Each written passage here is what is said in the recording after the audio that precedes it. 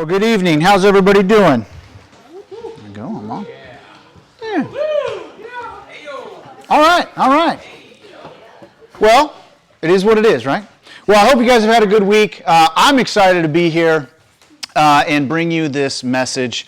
We're finishing and concluding our series on Ruth, although we're not in Ruth tonight. We finished up Ruth last week, but about 2 weeks ago, I realized that there was a connection between Ruth and Proverbs 31, and I thought that it would be appropriate to add this on. We've just finished looking at a series about Ruth and Boaz and how they met the perfect spouse for each other and the qualities that they both had. And so I thought it would be beneficial to talk about how to find or what to look for in a spouse. So tonight's message is entitled, Qualities to Look For in a Spouse. And we'll be out of Proverbs 31, which is strongly known as the virtuous woman passage. All right, and we'll get to there in just a minute. But before I do, as I began studying this, as I began looking over this passage, I came to a realization. And it wasn't shocking, it wasn't a surprise, but it was something that I realized that I needed to make known to you guys as we begin this message. As I was looking over this, in verse 28 and 31, a command is given. Two commands, actually. It says this in verse 28, "Her children rise up and call her blessed. Her husband also praises her." Verse 31, "Give her the reward of her labor, and let her works praise her at the city gates." And I realize that there's a command given here. And I don't have a city gate, but I have a pulpit. And so I need to let you guys know that that lady sitting right there, she's going to deny it till the day she dies, is my wife. Her name is Catherine. And she is, I won't deny that you're my wife, but you may deny this next statement because you've told me as much. But she is absolutely a Proverbs 31 woman. She is hardworking. She loves me. I don't know why, but she loves me. She takes care of my family. She takes care of my home. She takes care of me. She takes care of herself. And she is a shining example of what this should be. And this statement here in verse 31 of her works should praise her at the city gates is you're to talk about those who can be an example of this virtuous woman. And so if there's anyone in here, and there's some other married ladies here, so I'm not detracting from you, but if there's anyone in here who is an example and a model to be followed about what we're going to talk about tonight, it is my beautiful wife. And I am so very happy and thankful that you chose me because I've put you through it, but you've stayed firm, and I appreciate that, and I love you, sweetie. All right? You're welcome. All right? Thanks. Like 2 people clap. That's okay. It's all good. No. But that's the truth, and that's what is here. And so I'm no expert in this area, but I want to share with you what the Word of God says about a virtuous woman and qualities to find in a spouse. Now, a little bit about Proverbs. Proverbs is a collection of wisdom phrases and passages that were collected and put together. The majority of them were written by King Solomon, which would have been Ruth's great-great-grandson.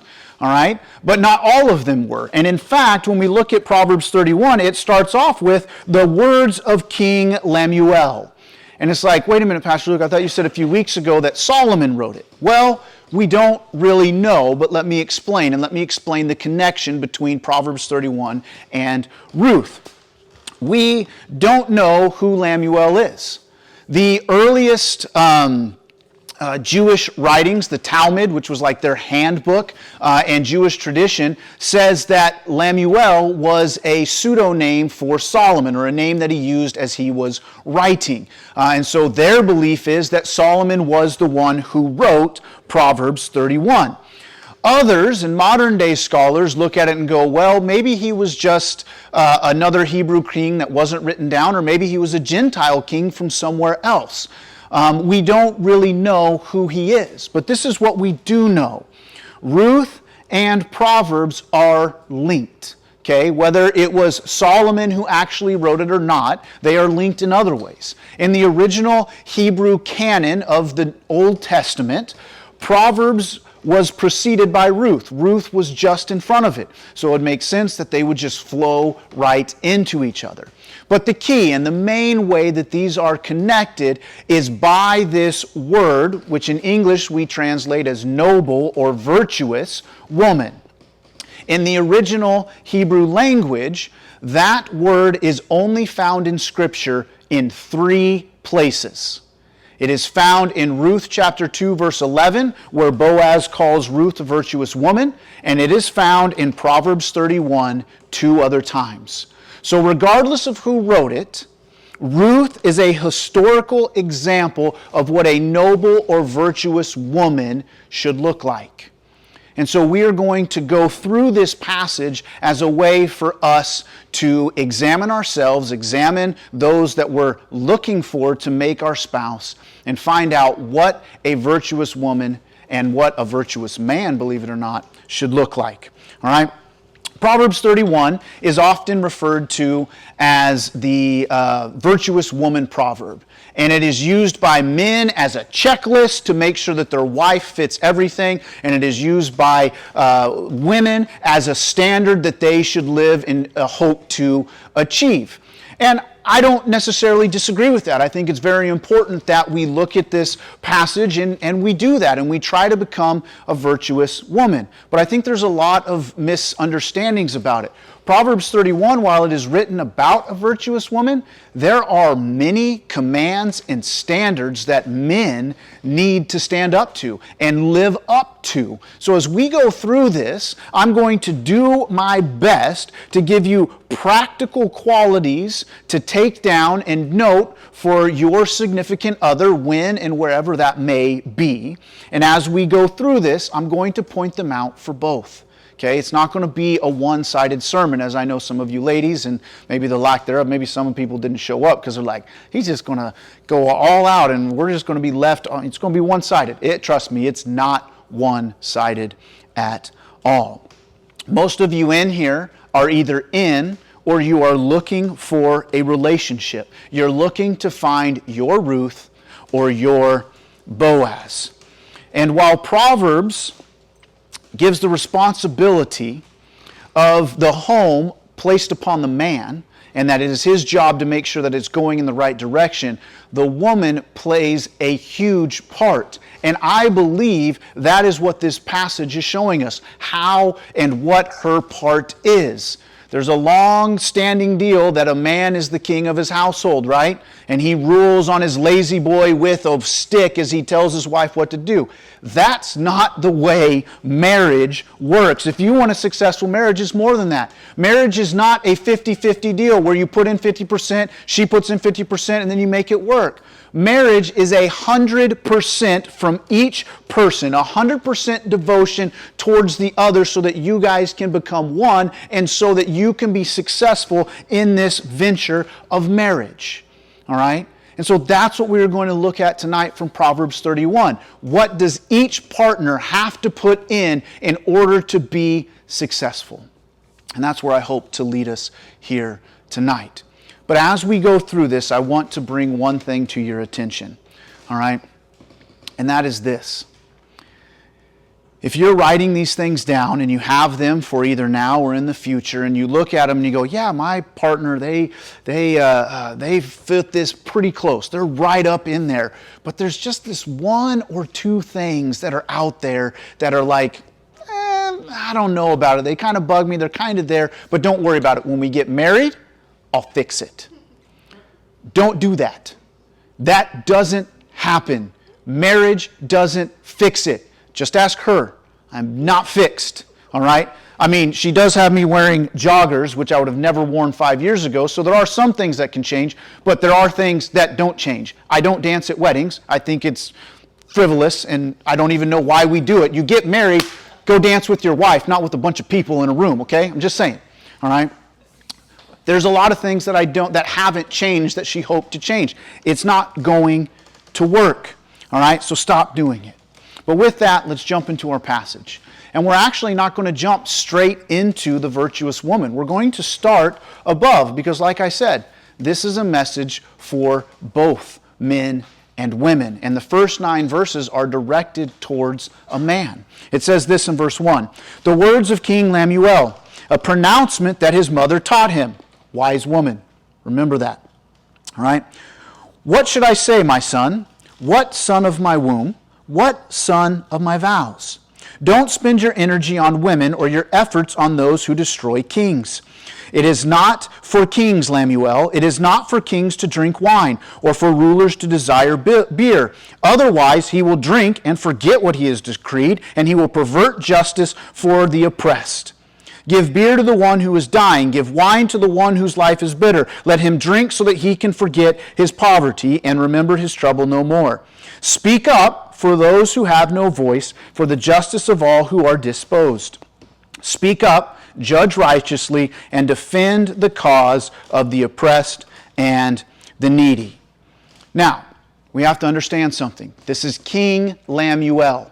So that means that this particular portion is written to a king who governs over a city or a group of people. It also means that when we get to the virtuous woman, it's talking about a princess or a queen. And as we go through some of these things, you may say, I'm not in the same social or economical situation that these people are, so this doesn't apply to me. That is an incorrect way to look at this, because this can be scaled down. I said it earlier. A man is the king of his home, and that is his kingdom that he rules over. And so it can scale down regardless of your social economical situation. So don't think, well, this doesn't apply to me because it sounds like everything they have is just great, fine, and dandy. No, these can work for the poorest of the poor and the richest of the rich. And if you want to be successful, apply this passage to your life and find a spouse who does the same. But this is what his mother says, right? Wise woman. She gives him two warnings and 2 charges or challenges. And here's the warnings. And these are going to be controversial. Actually, they shouldn't be controversial, but in our culture today they will. Here's what he says. Don't chase women and don't drink alcohol. Those are the 2 warnings she gives to her husband. All right? That's a big things in our culture. Because today, regardless of whether you're rich or whether you're poor, these are temptation that men today that are still very apparent in our lives and that we deal with on a daily basis. And it doesn't matter where you end up on the social economical status.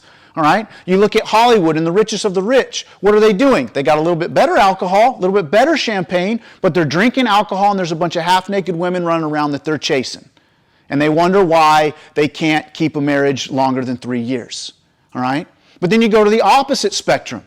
You go over here to Oildale. Where are people at? They're in the bars. And then they either go to the strip club across the street or they go to the corner and find the prostitute.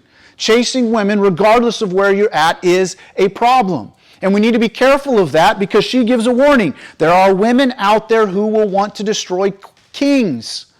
All right? They're looking to tear you down. They're looking to just use you. So you need to be careful. Don't chase women. Wait for God to bring a godly woman to you so that then you can enter into a godly relationship. All right? The next thing is this. Do not drink alcohol. Do not drink wine. Now, Scripture doesn't prohibit the drinking of alcohol. It does prohibit drunkenness. So I'm not here to tell you tonight that you can't drink. But I am here to tell you this. Don't drink alcohol. Okay? I'm just going to lay it out there clean for you. I get it. Pastor Luke, I know I can handle it. I know how many beers it takes me to get drunk. Great. Why are you playing with fire? Why are you getting there on the edge? I've never seen anything good come out of drinking alcohol, ever. Okay? It just doesn't happen. And to be a virtuous man, you need to put that behind you. And there's a couple of reasons. She gives a couple of reasons why. All right? Number one is when you drink wine,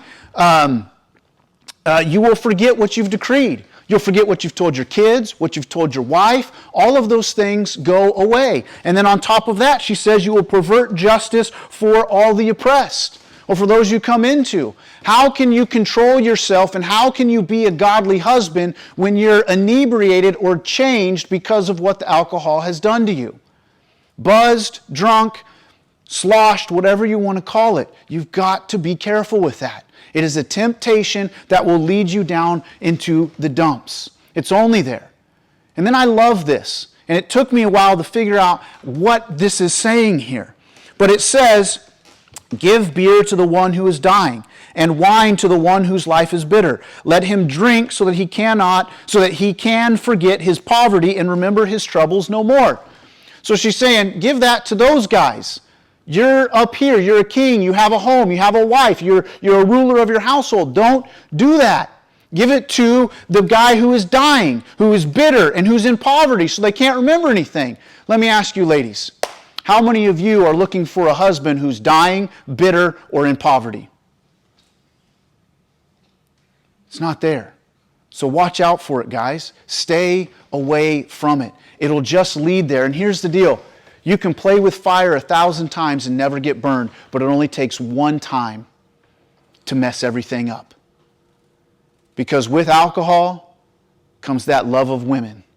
And if you can't control yourself because of what it's done, you got to be careful. So just stay away from it. Don't play with fire. The next thing she does is this. She gives 2 charges. She says, speak for those who have no voice and provide for the needy. 2 big things. And I'm going to cut short what's here because I've already said it's going to go long. Just know it's going to go long tonight. So I'm going to cut some things out as we go. But basically what she's saying is look for a man, ladies, who speaks for those who don't have a voice and who takes care of the needy. And I think that's a great virtue to have, but here's the truth behind that thought. All right? Here's what's really happening behind there. What she is saying is, at some point, fellas and ladies, you're going to be in a position where your voice is not being heard. Is your man going to stand up and speak for you? There is going to come a time, ladies, where you're in need of something, where you're beat down, where you're hurt. Is your husband going to provide for you when you're in poverty and you're needy? Or is he going to sit on the couch? You want to look for a man who will do those things for you. That's what you want to desire, because that's going to happen. And if he's not willing to do it now and for others, how is he going to do it for you? And you may be sitting there thinking, well, most of you guys in here, and maybe even some of you ladies, you're going to be looking at him and be like, oh yeah, he'll stand up for me in public. And most men, yeah, I'll stand up for her in public. No one talks to my wife that way. What happens when your 12-year-old tells your wife to shut up? Are you going to stand up for her then? You better slap the taste out of his mouth. I'm sorry. I'm not giving you license to smack your kids. But I said what I said. All right? That's the way you've got to. Sometimes it's going to be against your own kids. Sometimes, here's the big one, fellas. This wasn't in the sermon. This is extra because it just came to me. Sometimes it's going to be against your own mama. And you better stand up for your wife. You left her for your wife, so stand up and be there and speak up for her. That's probably going to be the biggest and the hardest place for it to be there. Tell your mom to sit down, your wife's in charge now. All right? That's a harsh thing to say to your mom, but hey, sometimes you got to stand up when your wife has no voice. So, ladies, those are qualities you want to look for in a man. Now we move into the praise of a wife of noble character. And it starts off in verse 10 through 12, and it defines her. It says, who can find a noble character? She is far more precious than a jewel. The heart of her husband trusts in her, and he will not lack anything good. She rewards him with good, not evil, all the days of her life. What this is saying here is, guys, go find one. And when you do, know that she is a fine jewel. And when you find her, you won't lack anything good. This word good here literally means like a treasure or plunder. And it lets us know that our wives are going to be warriors alongside us in the battle of life. And they will bring you blessings and plunder all the way out. All right? So find one because they are so important, and respect them. She's going to treat you well.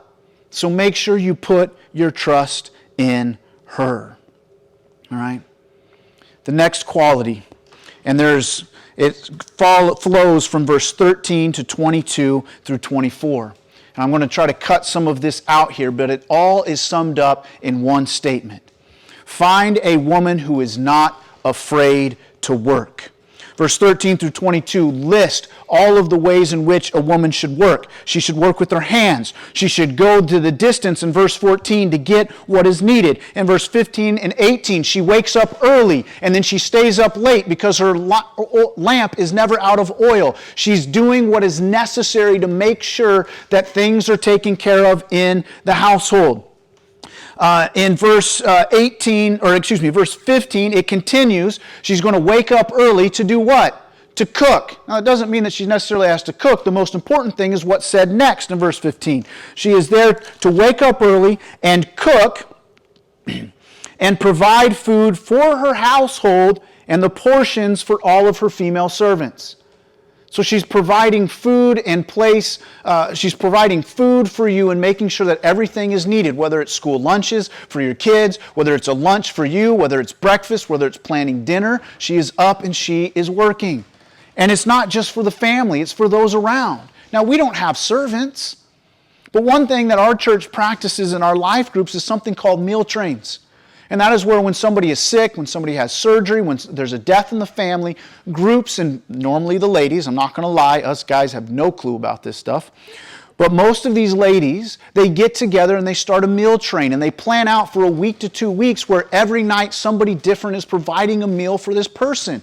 That is a virtuous act and a virtuous woman. She's helping these other people who need help, and that's what we want to see in a virtuous woman. She's, in verse 16, it tells us that she is an entrepreneur. She sees a piece of land and she goes after it. She purchases it. She puts a vineyard on it and helps bring income into the family. Now, this doesn't mean that she needs to be a great real estate agent. But what it's talking about is when the time comes and there needs to be help in the home, she's able to stand up and do it. Whether it's something as simple as building a vegetable garden in the backyard, or maybe you get laid off or your hours get cut back and she has to go and take a part-time job at Starbucks or at somewhere where she can help bring it in. But she is of the caliber that she can step up when that is needed. Verse 17 tells us that she should work out. No, I'm just kidding. That's not in there, but that's what a lot of people say there. They look at that verse in verse 17. She draws on her strength and she reveals her arms to show that she's strong. That's not what it's talking about there. What it's talking about is when she's beat up, when she's hard, when the 3 kids have been pulling her apart, she still gets up and cooks you dinner. All right? And she's pulling on her very strength to get up and make things happen. And it says that, she shows her arms so you can see her strength. That's not that she's flexing at you and showing off. What it's saying is that when times get tough and things are hard, she rolls up her sleeves and gets to work even more. And so that's what you want to look for in that type of woman. And then in verse 18 through 20 and 24, it shows us how she cares for the poor and the needy, how she cares for the house, and how she cares for herself. I love this. I'm going to read this one out because my wife will get a kick out of it and then she'll get mad when I tell her more no later. But it says, she makes her own bed coverings and her clothes is fine linen and purple. All right, so what that's saying is not only does she take care of the house, but she also wants to look good and she also wants to take care of herself. Our bed has 17 pillows on it. All right, now I'm guilty of 4. I'm getting to be an old man, so I've got to have a neck pillow, a leg pillow, a side pillow, and a back pillow. All right. But then we've got these other 12 pillows that are just fruitless and just, I don't even know what they are. I just throw them off the bed all the time. But she makes the bed because she wants to have something nice. She wants to have nice Egyptian 300 count sheets and all of these things that are there. And that's saying that she's taking care of herself. She needs to have clothes of fine linen. She wants to be put together for you and have nice dresses. And purple is a sign of royalty, meaning she looks like royalty. She needs to look nice for you guys and wants to look nice for you guys. Ladies, I am not giving you a free pass to go shopping. That's not what this is stating. So I know some of you, the wheels are turning. Proverbs 31, verse, I forgot what verse it was. Verse 22, I need to go shopping to get nice clothes. That's not what I'm saying. But what I am saying is this. It's good when she takes care of herself. And she's got nice clothes. You know, I was going to say something about, you know, is not looking frumpy and not wearing like yoga pants and just what do you call that when it's like oversized sweatshirt? Frumpy? Oversized sweatshirt. There you go. All right, whatever. Okay, there's another fancy word for it. But then I saw the receipt on some of these yoga pants that my wife brings back, and I was like, oh man, that fits in here just great. So have nice things, ladies. All right? But anyway, got to keep moving. You guys got to listen faster, okay? We're never going to get through this if you don't listen faster. All right? Next, verse 23. Her husband is known at the city gates, and he sits among the elders of the land. The idea here is that she makes it easy for her husband to work. All right? She makes it easy for her husband to work. We know that from Ruth, business is done at the front gate. Now business is done differently, but the idea is that her husband is known at the front gate. Your husband, you are there to help your husband move up the ladder in whatever arena he is in, and you are excited for him. It's a loyalty to your husband and to the profitability of your home. It's not to take his place, but it's to make it easier for him to do his work. Okay? There's a statement out there, and it is 100% true. Behind every great man is an even greater woman. Absolutely. Exhibit A. All right? Behind every great man is a great woman. I prefer the way my grandma used to say it, because I think it's so much better. My grandma is a tiny old lady. She wasn't always old, but she's always been a little bit tiny. All right? And growing up, she would always laugh and make a joke, but she was 100% serious when someone would say, the man is the head of the household. All the time people would say that. And my grandpa was a very tough, hardened farmer. He fought in World War II. He was a merchant marine. Dude was tough. Tough as nails. I mean, he used to smoke the non-filter cigarettes. I mean, he's nuts, okay?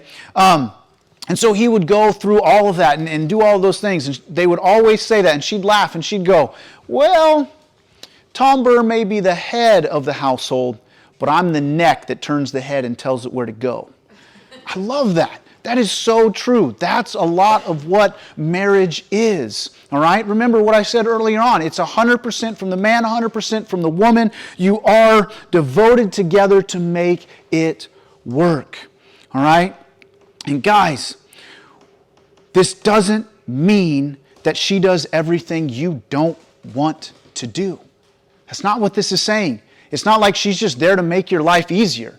All right? You start having kids, you come home, she's had a long day, her hair is all just pulled out because the kids were pulling on it, her shirt is stretched out because she had a baby holding on to it all day, she's tired, she's worn out, and you come in, you're like, oh babe, you go over, you give her a kiss, you go upstairs to take off your clothes and there's a pile of laundry on the bed, fold the laundry! All right? Take care of her. Do your part with it. Fold it. Don't just let it sit there. It's only going to cause you problems, trust me.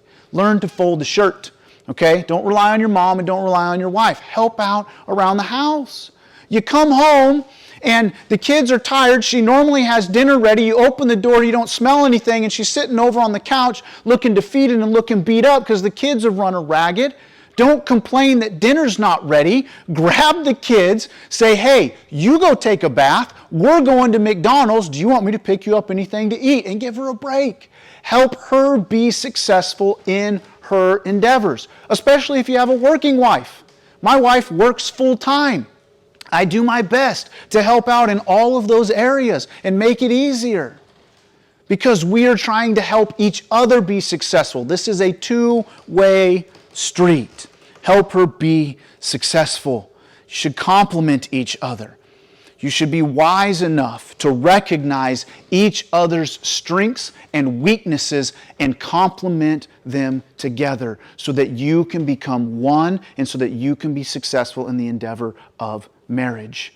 Selflessness is the key to a happy marriage. Next, she is confident in the future, verse 21 and 25. I'm going to say this, verse 21. She is not afraid for her household when it snows, for in her household all are doubly clothed. Verse 25.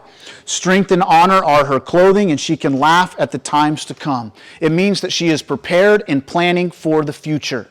Okay? It doesn't necessarily mean that you have to have all of the funds needed, but it means to provide the best you can with the care of your family within your monetary needs. You're always thinking ahead, okay? It's springtime right now. We go to Walmart, guess what's on sale? Jackets for next winter.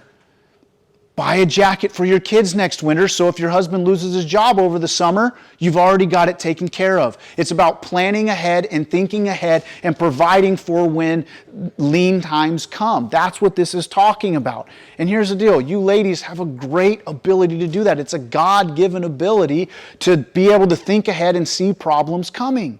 All right? So use that. And guys, you use that. All right? And you've got to help. How can she provide for her family regardless of the financial means if you're just sitting on the couch? You've got to do your job. You've got to bring home the money. You've got to bring home the way to help provide. And if it's not there, find a second job. Work 2, 3, 4 part-time jobs, whatever you need to do to help your wife succeed in this endeavor of planning for the future. Next, verse 26. Her mouth speaks wisdom, and her loving instruction is on her tongue. She is a teacher of wisdom. She is teaching and preparing her kids for when they have homes of their own. And that's such a beautiful thing, is watching a mother teach her kids how to live and how to grow and how to be adults. But it's not exclusive to the kids, guys. A woman's intuition is an amazing thing. And we need to be wise enough to listen to our wives. You got to listen to your wife, all right? She's going to pull you out of the fire more times than not. It's going to happen. So listen to him. Now, this isn't a blind, like going into this blind and just listening to whatever she says. There's two extremes here. There's the extreme where you don't ever listen to your wife and you just do whatever you want to do. And then there's the extreme where you only listen to your wife and you don't stand up. That's not what this is talking about. Yes, we need to listen to our wives because their intuition is great, but there needs to be balance. Remember, you're two becoming one, 100% devotion from each side, right? So you've got to listen. She has to live with the mistakes you make, all right? So listen to your wife and understand what her point of view and how to get there. And when it makes sense, follow through. There will be times where she is going to be very forceful and you've got to put your foot down and say no. You need to have that balance. Again, it's a two-way street. Verse 27 kind of sums up everything we've just talked about really beautifully. It says in verse 27, she watches over the activities of her household and she is never idle. She is an attentive overseer of the home. Day and night, she sets the tone. Nothing escapes her. And you guys do or will do a great job. I've often heard in my younger years when I was around in a predominantly male workplace that as some of our guys were having babies, they'd say, man, my wife's got it easy. She just pushes a baby out and she gets to sit at home and take care of the kid while I have to come here and bring home the bacon. Gentlemen, that is the dumbest statement that can ever be said by any man anywhere. All right? Don't ever say it. I ever hear you say it? Remember that what I told you about when your kid talks back to your wife? Just remember, all right? So here's the deal. You have to understand, it's not easy. I just listed everything that a godly woman is going to do. That is a lot of stuff. And there's going to be a lot on her plate. You need to make sure that you are taking care of her, that you are noticing when she does all of these things, especially once you have 2 and 3 kids. You're gone at work and she has them all to herself. It is a lot of work. And if you don't believe me, in a few years when you have kids, swap places with her and see what she has to do. Because she's making dinner, changing a diaper, on the phone to you as you complain about how bad your boss is. Meanwhile, she's helping the other kid with his homework, vacuuming the house all at the same time. And sometimes the diaper ends up for dinner. But that's a whole other story. All right? That never happened in our house. But there's a lot of things and plates that she's juggling. So be careful when I tell you to swap places with her, because she may take your job and not want to give it back. It's a lot of work. So guys, we need to appreciate our wives. I started off the sermon like this and we're nearly going to finish with it. Verse 28 and 29 say, and And verse 31, 28 and 29. Her children raise up and they call her blessed, and her husband also praises her, saying, many women have done noble deeds, but you surpass them all. Verse 31. Give her the rewards of her labor, and let her works be praised. Let her works praise her at the city gates. Men, we have to praise our wives. And it has to be spontaneous. It has to be all the time. All right? Her life is to be a testimony to others, and we need to make sure that others know that she is the example for us to look at. To be an example of all. And you should honor your wife, and you should honor her properly for all that she does. Especially this next thing, because it is the most important.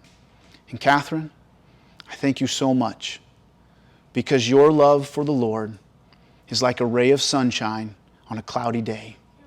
And I appreciate you so much for that. Because the key to everything I just said, the key to success in having a happy marriage is this. Verse 30, the second to last verse. Charm is deceptive, beauty is fleeting, but a woman who fears the Lord will be praised.